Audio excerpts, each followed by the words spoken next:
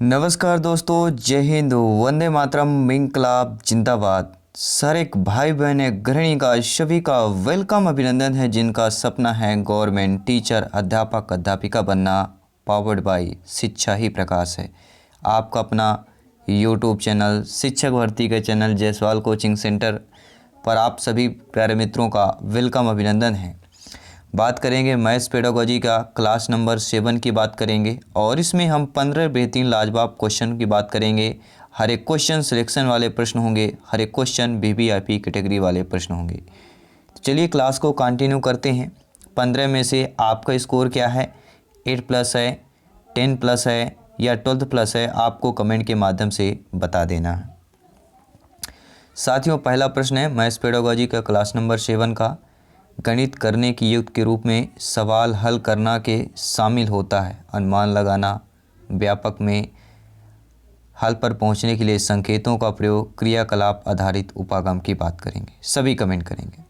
देखिए गणित करने की युक्त में के रूप में जो होता है सवाल हल करने में किस में शामिल होगा, साथ ये होगा क्रियाकलाप आधारित उपागम की बात करेंगे। गणित करने की युक्त के रूप में सवाल हल करने का शामिल होता है क्रियाकलाप आधारित उपागम की बात कर रहे हैं। दूसरा प्रश्न आप लोगों की स्क्रीन पर दिया गया है। प्रश्न क्या दिया गया है आइए देख लेते हैं। बहुत ही अच्छा प्रश्न, बेहतरीन प्रश्न, लाजवाब प्रश्न, सिलेक्शन वाला प्रश्न आप लोगों की स्क्रीन पर पूछा जा रहा है। प्रश्न बहुत ही अच्छा है। समान से विशिष्ट का सिद्धांत इनमें से किसका उदाहरण का प्रयोग होता है या किस में प्रयोग होता है। देखिए समान से विशिष्ट की बात कर रहे हैं तो आपका आगमन विधि, निगमन, संश्लेषण, विश्लेषण। देखिए 4 विधियाँ महत्वपूर्ण है, आगमन, निगमन, संश्लेषण, विश्लेषण। यहाँ से आपके 2 नंबर क्लियर हो जाएंगे। ये आपकी विधियाँ अगर आपसे अच्छे तरीके से बन रही हैं तो समान से विशिष्ट का सिद्धांत इनमें से किसका उदाहरण का प्रयोग होता है तो निगमन विधि में होता है। समान से विशिष्ट सिद्धांत का जो प्रयोग है वह निगमन विधि में प्रयोग होता है। तीसरा प्रश्न है निम्नलिखित में से किस विधि में हम प्रायः सूत्र तथा नियमों की सहायता लेते हैं। संश्लेषण, विश्लेषण, निगमन, आगमन विधि में। 4 बेहतरीन वही ऑप्शन वही है लेकिन उत्तर आपका बदल जाएगा प्रश्न भी, क्योंकि प्रश्न आपका बदला हुआ है। तो किस विधि में हम सूत्र तथा नियमों की सहायता लेते हैं, सभी को पता होगा निगमन विधि की बात कर रहे हैं। किसकी बात कर रहे हैं, निगमन विधि, ऑप्शन नंबर बी की बात कर रहे हैं। गणित में निगमन विधि में हम प्राय क्या है नियमों की सहायता लेते हैं, सूत्र तथा नियमों की सहायता लेते हैं। चौथा प्रश्न बहुत ही अच्छा रोचकदार प्रश्न है दोस्तों, रोचक वाला प्रश्न है। जब राजन के सामने शाब्दिक समस्याएं आती हैं तो वह प्राय पूछता है कि मैं जमा करूं या घटा, मैं गुणा करूं या भाग। इस तरह के प्रश्न क्या बताते हैं, मैं जमा करूं या घटा, गुणा करूं या भाग। जमा यानी कि जोड़ना, घटा यानी घटाना, गुणा यानी गुणा करना, भाग यानी चारों संख्याएं दे दी गई हैं। कि राजन जोड़ और गुणा नहीं कर सकता, राजन कक्षा में भाग बनाने में अवसर खोजता है, राजन को भाग समझने में कठिनाई होती है, राजन संख्या क्रियाओं को नहीं समझ पा रहा है।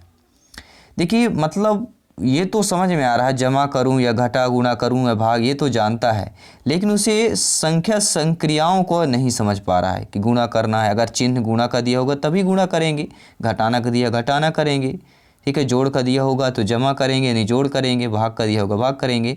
तो ये उसको पता नहीं है, राजन को क्या है संख्या संक्रिया का नहीं समझ है, ना ही उनका समझ पाया है। इसलिए हमारा यह प्रश्न बताता है इस तरह के प्रश्न में कि संख्या संक्रियाओं की समझ ना होना। 5वां प्रश्न दिया गया है कक्षा 5 के विद्यार्थियों को समस्त आकृतियों के क्षेत्रफल की संकल्पना से किसके द्वारा परिचित कराया जा सकता है। देखिए साथियों विद्यार्थियों को समस्त आकृतियों को क्षेत्रफल के संकल्पना की बात कर रहे हैं। आयत की लंबाई और चौड़ाई का पता लगाते हुए आयत के क्षेत्रफल की गणना करना,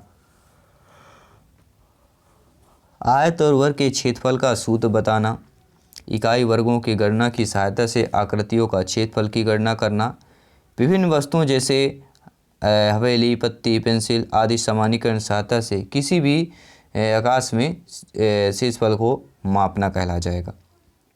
देखिए साथियों मैं बता देता हूँ कक्षा 5 के विद्यार्थियों के समस्त आकृतियों के क्षेत्रफल की संकल्पना में वस्तु का उपयोग किए जाने जो कि दैनिक जीवन में सामान्यतः हम आसपास देखते भी हैं, करते भी हैं, हथेली, पत्ती, पेंसिल आदि की सहायता से किसी भी आकृति का क्षेत्रफल आदि हो जाएगा। छठवां प्रश्न आप लोगों की स्क्रीन पर दिया गया है। प्रश्न बहुत ही अच्छा प्रश्न है कि गणित शिक्षण की आगमन विधि का सिद्धांत बताइए। ज्ञात से अज्ञात की ओर, अज्ञात से ज्ञात की ओर, समान से विशिष्ट की ओर, विशिष्ट से समान की ओर। ये चारों दिए आगमन, निगमन, संश्लेषण, विश्लेषण, ये चारों दिए गए आपके सामने और इन्हीं का शिक्षण विधि भी है, आपके सिद्धांत भी दिए गए हैं। देखिए साथियों, आगमन विधि की बात करते हैं तो विशिष्ट से समान होता है और समान से विशिष्ट किस में होता है? निगमन में होता है। आगमन में क्या होता है? विशिष्ट से समान होता है और निगमन में सामान्य से विशिष्ट होता है। ये आपको ध्यान देना है। अगला प्रश्न देख लेते हैं, आप लोगों के स्क्रीन पर है। देखिए साथियों, आगमन विधि में सिद्धांत विशिष्ट से समान, ज्ञात से अज्ञात, स्थूल से सूक्ष्म की ओर होता है। और बात करें अगर बीजगणितीय सूत्र का अधिगम कौन सा होगा, तो बीजगणितीय विशिष्टीकरण सूत्र का अधिगम है व्यापीकरण का, अमूर्तकरण का, या इनमें से कोई नहीं। बहुत ही अच्छा लाजवाब प्रश्न है। तो बीजगणितीय किसका सूत्र का अधिगम कहलाएगा? तो यह व्यापीकरण या सामान्यीकरण सूत्र का अधिगम कहला जाएगा। बीजगणितीय सूत्र का अधिगम एक प्रकार का सामान्यीकरण अथवा व्यापीकरण बीजगणित शिक्षण के उद्देश्यों में से एक उद्देश्य है गणितीय विचारों का सामान्यीकरण करने की योग्यता का विकास करना। आठवां प्रश्न है, बताए गए नियमों को उदाहरण में प्रयोग कर उसकी पुष्टि करना किस शिक्षण विधि से संबंधित है? देखिए साथियों, जो बताए गए नियम हैं उनको उदाहरण में प्रयोग करने, तो निगमन विधि, आगमन, संश्लेषण, विश्लेषण। देखिए हर एक प्रश्न आपको कंफ्यूज करेगा। देखिए बताए गए नियम को उदाहरण में प्रयोग करना, यानी पहले हम नियम की बात कर रहे हैं, तो अर्थात हम बात करेंगे निगमन विधि की बात कर रहे हैं। अगला प्रश्न है, हर एक क्वेश्चन यहाँ पे अपने आप में वीवीआईपी वाला प्रश्न है, क्योंकि ना ही आपको पता है ना ही हमें पता है कि एग्जाम में कैसा प्रश्न आएगा और प्रश्न इन्हीं में से पूछे जाते हैं। तो तैयारी हमें 15 में से 15 की करना है और मैथ्स में 30 में से 28 नंबर आपके पक्के लेकर आएंगे।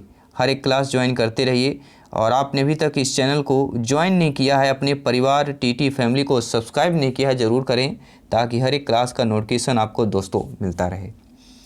नियम से उदाहरण की ओर किस शिक्षण विधि में संबंधित है? तो नियम से उदाहरण, नियम की जब भी बात करते हैं निगमन विधि की बात करेंगे, तो नियम से उदाहरण की ओर आपके निगमन विधि शिक्षण से संबंधित हो जाएगा। 10वां प्रश्न है, इसके बाद 5 प्रश्न ही करेंगे, बहुत कम समय में हम 15 प्रश्न कर रहे हैं और ऐसे आप एग्जाम में भी कर पाएंगे।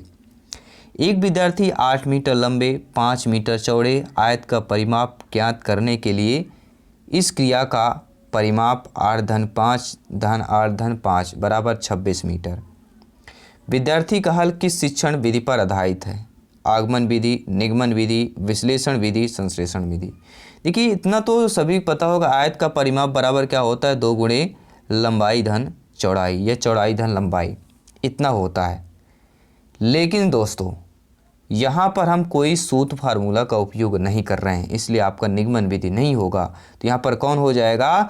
आगमन विधि हो जाएगा। जी हाँ, विद्यार्थियों द्वारा आयत के परिमाप का हल आगमन विधि, ठीक है, पर आधारित है, क्योंकि विद्यार्थी परिमाप का सूत्र का प्रयोग बिल्कुल कर ही नहीं रहे। सूत्र का प्रयोग करते तो यहाँ पर 2 गुणे 8-5 करते तो 8-5 13 दूनी 26 होता, लेकिन यहाँ पर इन्होंने 8 मीटर चौड़ा और 8 मीटर लंबा, तो उनको पता है कि 8-5 धन 8-5 उनको जोड़ दिया गया है। तो ये हमारा उदाहरण से नियम की ओर, अर्थात हम बात करेंगे आगमन विधि की बात करेंगे, क्योंकि यहाँ पर नियम का प्रयोग किया ही नहीं गया है। अगला प्रश्न, इनमें से कौन सी विधि देखो, सुनो और समझो के सिद्धांत पर आधारित है? प्रयोगशाला विधि, प्रदर्शन विधि, व्याख्यान विधि, अनुसंधान विधि। हर एक क्वेश्चन, हर एक सेशन लाजवाब है। हर एक भाई बहन गृहिणी का, सभी का अभिनंदन, सभी का स्वागत है। देखो और सुनो समझो के सिद्धांत पर जो आधारित विधि है, देखना मतलब सुनना और समझना मतलब कुछ ना कुछ प्रदर्शन किया जा रहा है, उस प्रदर्शन को हम देख पा रहे हैं। बी ऑप्शन सही हो जाएगा। अगला प्रश्न है, निम्नलिखित शाब्दिक समस्या के प्रकार को पहचानिए। क्या शाब्दिक समस्या है? मेरे पास 6 पेंसिल है और आशीष के पास 2, मेरे से 2 अधिक हैं। समझिएगा शाब्दिक समस्या क्या दिया गया है। मेरे पास 6 पेंसिल हैं और आशीष के पास मेरे से 2 अधिक हैं। तो आशीष के पास कितनी पेंसिल हैं? अब ये विकलित जमा विकलित घटा, तुलनात्मक जमा तुलनात्मक घटा। अब क्या होगा, देखिए मेरे से 2 अधिक हैं तो घटा तो नहीं होगा, तो क्या हो जाएगा साथियों, सभी जानते हैं तुलनात्मक जमा कहलाएगा। मेरे पास 6 हैं उससे 2 अधिक हैं, मतलब क्या हो जाएगा, तुलनात्मक जमा होगा। क्यों होगा, देखिए आइए समझते हैं। पूरी कहानी पूरी हिस्ट्री मास सेकंडों में समझेंगे। मेरे पास 6 पेंसिल है और आशीष के पास मेरे से 2 अधिक हैं। आशीष के पास कितनी पेंसिल है? इस प्रकार का शाब्दिक समस्याएं तुलनात्मक जमा के अंतर्गत आती हैं। देखिए तुलनात्मक जमा के अंतर्गत 2 व्यक्तियों या वस्तुओं के बीच तुलना करके ज्ञात किया जाता है कि एक व्यक्ति वस्तु को दूसरे व्यक्ति के बीच क्या संबंध है। तो यहाँ पर क्या होगा, तुलनात्मक जमा होगा, इसलिए हमारा सी ऑप्शन सही हो जाएगा। आई होप आप लोग अच्छे तरीके से समझ पाए होंगे। आई होप आपने इस क्लास को, इस वीडियो को आपने लाइक अवश्य कर दिया होगा। बहुत बहुत धन्यवाद सभी शिक्षक बंधुओं का, हर एक भाई बहन गृहिणी का, सभी का धन्यवाद करते हैं। आइए 2-3 प्रश्न इनको भी क्लियर करते हैं, इस क्लास को कंटिन्यू करते हैं। अशिक्षित दुकान द्वारा उपयोग किए जाने वाले गणित क्या होते हैं? अधिकतर आप लोग दुकान शॉप्स में देखे होंगे, अशिक्षित जो दुकानदार होते हैं गणित कक्षा में उपयोगी नहीं है, सभी गणित समस्याओं को हल करने में बहुत उपयोगी है। वे अस्पष्टता और बहुत कम स्तर की शुद्धता है। यह गणित संबंधी समस्याओं को हल करने में वैकल्पिक रणनीति के रूप में कक्षाओं में शिक्षकों द्वारा चर्चा की जानी चाहिए। देखिए सभी ऑप्शनों में से आपको एक डिफरेंट ऑप्शन दिया होगा कि जो डी ऑप्शन है काफ़ी लंबा ऑप्शन दिया गया है, मतलब लंबा दिया गया है तो सही ही लिखा होगा, क्योंकि नहीं वही शब्द तो आपके हमें मिल ही नहीं रहे हैं, ऐसा कोई चर्चा ही नहीं की जा रही है। गणित से समस्या हल करने में वैकल्पिक रणनीति रूप कक्षा में शिक्षक द्वारा चर्चा की बात कर रहे हैं, तो शिक्षक की चर्चा गणित के लिए बहुत ही अच्छी बात होती है, इसलिए हमारा डी ऑप्शन यहाँ पर सही हो जाएगा। आपके हिसाब से अपना अपना फीडबैक आप लोग कमेंट के माध्यम से बता सकते हैं। आपका कमेंट सर्वमान्य है, सर्वोपरि है, सभी कमेंट करें। अगला प्रश्न है, नए प्रकरण के प्रति विद्यार्थियों का ध्यान आकर्षित करने के लिए अध्यापक द्वारा कक्षा कक्ष में प्रस्तुत की जाने वाली जो परिस्थितियां होती हैं उनको क्या कहते हैं? पूर्व ज्ञान, प्रस्तावना, उद्देश्य कथन, आदर्श प्रश्न। देखिए कोई भी नया प्रकरण हो उसके प्रति विद्यार्थियों का ध्यान आकर्षित करने के लिए अध्यापक जो है, यानी आप लोग जब कक्षा कक्ष में कुछ चीज़ें प्रस्तुत करेंगे, यानी किसी चीज़ का पाठ पढ़ाने से पहले उसके बारे में बताना, प्रस्तुत करना ही सभी को जानते हैं प्रस्तावना। कोई भी लेख कैसे लिखते हैं उसके बारे में प्रस्तावना लिखते हैं, ठीक है, तो बी ऑप्शन यहाँ पर करेक्ट हो जाएगा। साथियों इसके माध्यम से छात्र अपने पूर्व अनुभवों से लाभ उठाकर ज्ञान भी प्राप्त करते हैं। विद्यार्थियों को शिक्षा प्रदान करते समय अध्यापक विभिन्न शिक्षण विधियों का प्रयोग करता है और छात्रों को नवीन बातों का अनुभव कराता है, जिससे शिक्षण प्रभावशाली, आकर्षक और प्रेरणादायक हो जाती है। 15वां प्रश्न, गणित की उन्नति तथा वृद्धि देश की संपन्नता से संबंधित है। यह कथन गणित के कौन से मूल को प्रदर्शित करता है? गणित का सामाजिक मूल, गणित का नैतिक मूल, गणित के कलात्मक मूल, गणित के अनुशासनात्मक मूल की बात करेंगे। सभी कमेंट करेंगे यहाँ पे कौन सा ऑप्शन सही होगा। देखिए साथियों गणित की उन्नति तथा वृद्धि की देश की संपन्नता से संबंधित है। ये गणित में यह कथन जो है स्टेटमेंट है गणित के कौन से मूल का प्रदर्शित करेगा, आप लोग कमेंट करके जरूर बताएं। देखिए जब भी हम देश की बात आ गई, देश की संपन्नता से संबंधित है, अर्थात हम बात कर रहे हैं गणित का सामाजिक मूल्यों की बात कर रहे हैं। पहला ऑप्शन सही हो जाएगा। नेपोलियन ने गणित शिक्षण के सामाजिक महत्व को स्वीकार करते हुए स्पष्ट किया है कि गणित की उन्नति तथा वृद्धि देश की संपन्नता से संबंधित है। प्रश्न आ सकता है कि गणित की उन्नति तथा वृद्धि देश की संपन्नता से संबंधित है, किसका स्टेटमेंट है, किसका कथन है? गणित नेपोलियन का है। सामाजिक जीवन यापन करने के लिए गणित के ज्ञान की अत्यधिक आवश्यकता होती है, क्योंकि समाज में लेन देन, व्यापार, उद्योग आदि व्यवसाय गणित पर ही निर्भर होता है। तो ये रहा दोस्तों मैथ्स पेडागोजी की बेहतरीन लाजवाब 15 प्रश्न। आपको कैसे लगे और टोटल हम 100+ यहाँ पे पेडागॉजी मैथ्स पेडागॉजी के प्रश्न कंप्लीट कर चुके हैं।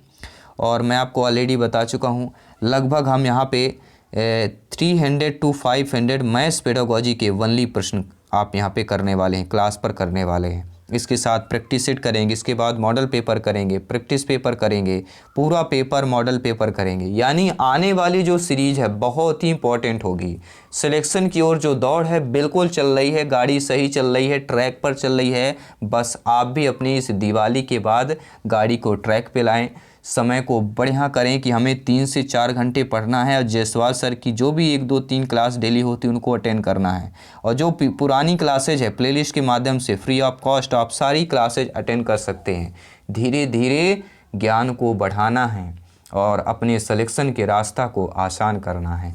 जल्दी मिलता हूँ नेक्स्ट क्लास पर। सभी मित्रों को जय हिंद, वंदे मातरम।